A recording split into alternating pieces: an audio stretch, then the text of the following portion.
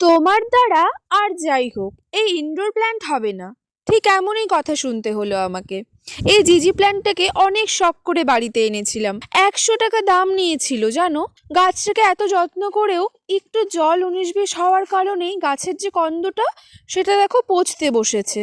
দেখে তো এত কষ্ট হচ্ছিল, কিন্তু কি করব, হাত ধুয়ে লেগে পড়লাম এটাকে ঠিক করতে।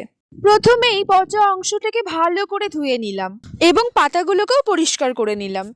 গোড়ার দিকে যে শিকড়গুলো পচে গেছিল সেগুলো ভালো করে পরিষ্কার করে নিলাম। তারপরে কিছুটা ফাঙ্গিসাইড নিয়ে ওই পচা অংশে ভালো করে মোটা একটা প্রলেপ লাগিয়ে দিলাম, যাতে ওই অংশে কোনো ফাঙ্গাসের আক্রমণ না হয়। তারপরে দেখো, আমি বালি, মাটি আর সার সবকিছু সমান সমান নিয়েছি, তার সঙ্গে হাড় গুঁড়ো, শিংকুচি আর অবশ্যই কিন্তু একটু ফাঙ্গিসাইডও দিয়েছি। দিয়ে মিডিয়াটা তৈরি করে নিয়ে টবের মধ্যে ভরে দিলাম এবং গাছটাকে আস্তে সযত্নে বসিয়ে দিলাম। বসিয়ে দেওয়ার পরে জলের মধ্যে কিছুটা ফাঙ্গিসাইড গুলে ফাঙ্গিসাইড যুক্ত জলটি গাছের মধ্যে ভালো করে দিয়ে দিলাম এবং গাছের পাতাগুলোকেও অল্প করে স্নান করিয়ে দিলাম। এখন দেখার পালা গাছটি সুস্থ হয়ে ওঠে কিনা।